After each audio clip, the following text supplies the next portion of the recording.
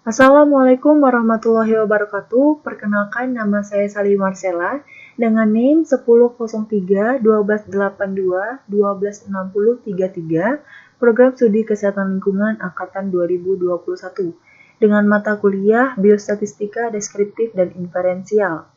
Dan dosen pengampu adalah Ibu Amrina Rosyada, SKM MPH. Pada kesempatan kali ini, saya akan melakukan uji coba T-test pada sebuah kasus, yaitu suatu penelitian ingin mengetahui hubungan status merokok ibu hamil dengan berat badan bayi yang dilahirkan. Responden terbagi dalam dua kelompok, yaitu mereka yang merokok 40 orang dan yang tidak merokok 50 orang. Hasil penelitian menunjukkan bahwa mereka yang merokok melahirkan bayi dengan rata-rata 2,9 kg dengan standar deviasi 0,1 kg. Sedangkan mereka yang tidak merokok melahirkan bayi dengan rata-rata 3,2 kg dengan standar deviasi 0,1 kg. Ujilah apakah ibu yang merokok akan melahirkan berat bayi yang lebih rendah dibandingkan ibu-ibu yang tidak merokok dengan alfa 5%. Lalu terdapat uji hipotesis pada kasus tersebut, yaitu H0 atau hipotesis awal adalah tidak ada perbedaan berat badan bayi pada ibu merokok dan berat badan bayi pada ibu tidak merokok.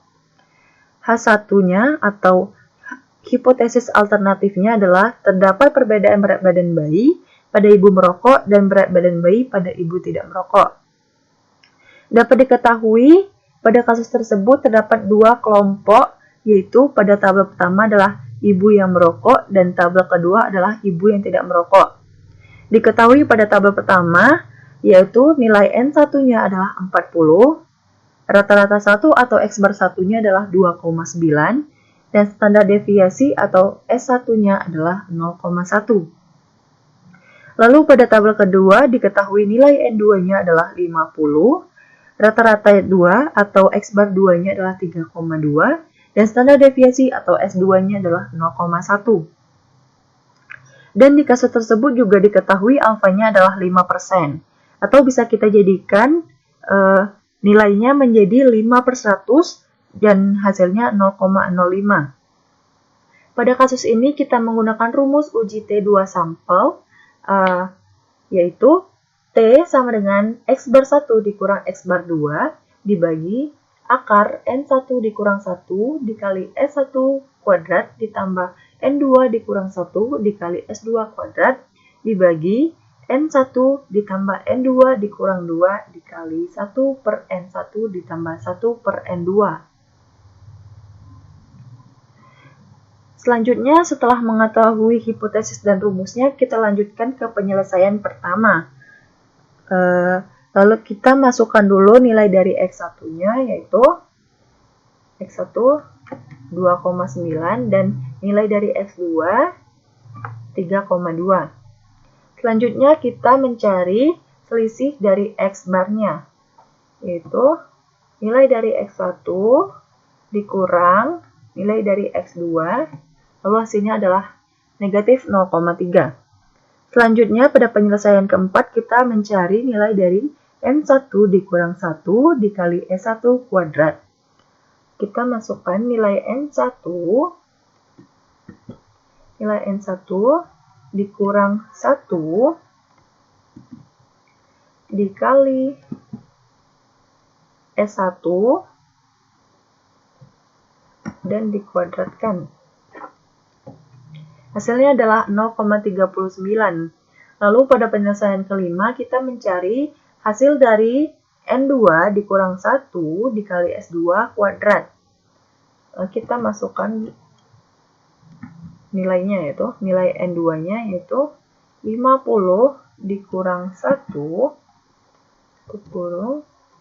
dikali S2-nya yaitu 0,1 lalu dikuadratkan. Hasilnya adalah 0,49. Selanjutnya pada penyelesaian ke-6 kita mencari nilai dari N1 ditambah N2 dikurang 2. Kita masukkan nilai dari N1 yaitu 40 ditambah nilai dari N2 50 lalu dikurang 2. Hasilnya adalah 88. Pada penyelesaian ke-7 kita mencari hasil dari nilai 1/N1 ditambah 1/N2. Kita masukkan saja nilainya. 1 dibagi nilai dari N1 ditambah 1 per nilai dari N2. Hasilnya adalah 0,045. Lalu pada penyelesaian ke-8, kita menjumlahkan hasil dari nomor 4 dan nomor 5. Tuh, hasil dari nomor 4 kita jumlahkan dengan hasil dari nomor 5. Hasilnya itu 0,88. Lanjut ke penyelesaian ke-9, kita membagi hasil dari nomor 8 dibagi dengan nomor 6. Kita masukkan saja nilainya, hasil dari nomor 8 per hasil dari nomor 6. Hasilnya itu 0,01. Lanjut ke penyelesaian ke-10, kita mengkalikan hasil dari nomor 9 dengan hasil dari nomor 7. Kita masukkan lagi nilainya. Nomor 9 lalu dikali hasil dari nomor 7. 0,0. Hasilnya adalah 0,00045. Pada penyelesaian ke-11, kita mencari akar dari hasil nomor 10. Untuk akar, kita menggunakan rumus SQRT, buka kurung, nilai dari nomor 10 tadi hasilnya, lalu kita enter. Nilainya adalah 0,021213203. Selanjutnya kita mencari nilai hitung. Untuk nilai hitung sendiri, kita memasukkan nilai dari selisih X bar, lalu dibagi dengan hasil dari akar dari nomor 10 tadi.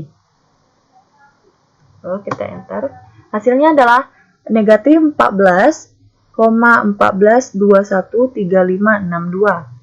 Selanjutnya pada penyelesaian terakhir nomor 13, kita mencari hasil dari nilai tabel.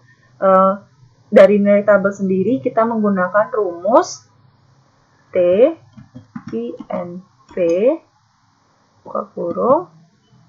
Kita masukkan nilai dari alfa tadi, lalu titik koma, kita masukkan lagi nilai dari N1 ditambah N2 dikurang 2. Tutup kurung, lalu kita enter. Lalu hasilnya adalah negatif 1,662354,029. Ternyata nilai hitung dari kasus tersebut lebih besar daripada nilai tabelnya. Maka dapat kita putuskan bahwa H0-nya itu kita tolak. Lalu dapat disimpulkan lagi bahwa terdapat perbedaan antara berat badan bayi ibu yang merokok lebih rendah daripada berat badan bayi ibu yang tidak merokok. Baiklah, demikian penyampaian dari saya. Mohon maaf apabila ada kesalahan dalam pengerjaan. Saya akhiri. Wassalamualaikum warahmatullahi wabarakatuh.